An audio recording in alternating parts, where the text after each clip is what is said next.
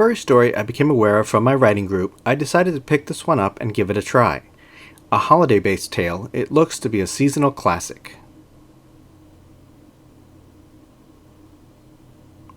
Set in New York during a wintry holiday, Orson Brookfield and his family have come to visit a childhood friend as part of his recovery from video game addiction.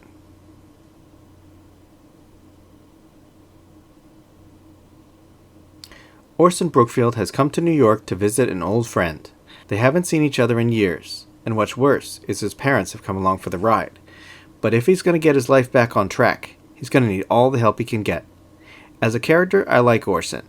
So far, he seems interesting, and he, at least at first, is the main viewpoint character. A college-age otter, he is a video game aficionado with a lot of problems to sort out, but very likable. Ben Barstow is a polar bear and Orson's childhood friend. Supportive, friendly, and seemingly understanding a lot of what's going on, he clearly misses his friend as much as he did in return. Offering to watch his back, he confides in his long-absent friend something even his family didn't know. He's gay.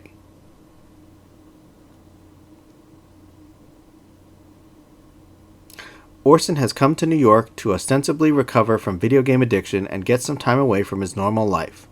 What he finds when he gets there is a fresh start.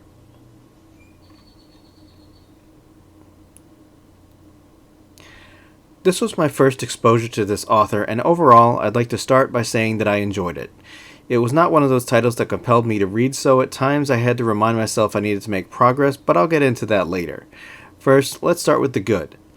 I like the two main characters, though at times I had to remind myself of their species by the letter of their first name, Orson being the otter and Ben being the bear. Nevertheless, both characters were likable, and I found myself enjoying their interactions. They were fun to get to know, and I think they were good lead characters. The issue that I had with the story was mostly that it wasn't especially memorable. To start with, if you'd asked me to point out a specific scene that I loved or hated, I would have had a hard time describing them, as there wasn't a lot to lock onto. For example, although I know what the main characters look like due to the cover illustration, I had a hard time recalling who any of the supporting characters were, or what they looked like other than their archetype.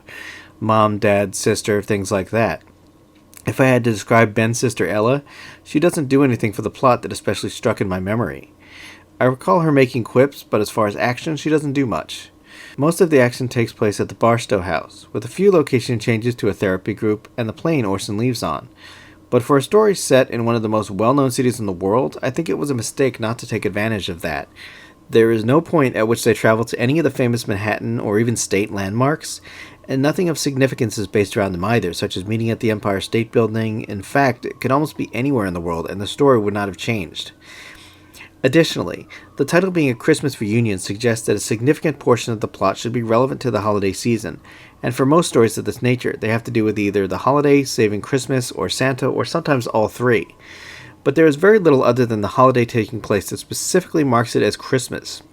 The holiday occurs early in the story, and there are no holiday-themed events that add to the plot or Christmas shopping or any of the things that are associated with a holiday story. So I would argue that you could have called it the Winter Reunion, and you would have had the same story, but in that case, the criticism would disappear.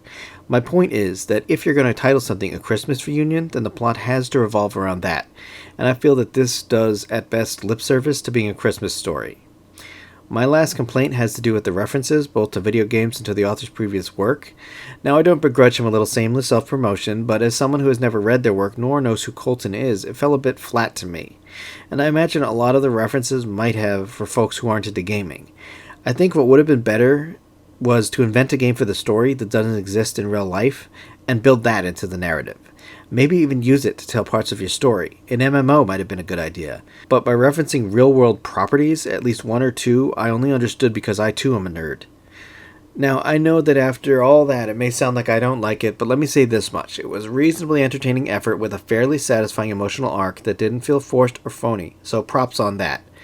I liked both of the main characters, and overall I'm glad to have read it. Now, would I read another? Probably not, because it lacks the level of world building I expect to make it merely memorable, and unfortunately, it didn't surprise me. If you like intimate character pieces, this might be for you, but I think I'll spend my efforts elsewhere. If you like werewolves, check out my book Blue Moon, available in paperback and ebook on Amazon. Thanks for watching, and if you liked it, click the subscribe button and leave a comment below. You can also find me on Twitter and a few other places on the web, or support me via Patreon or Ko-fi. Zebra hugs!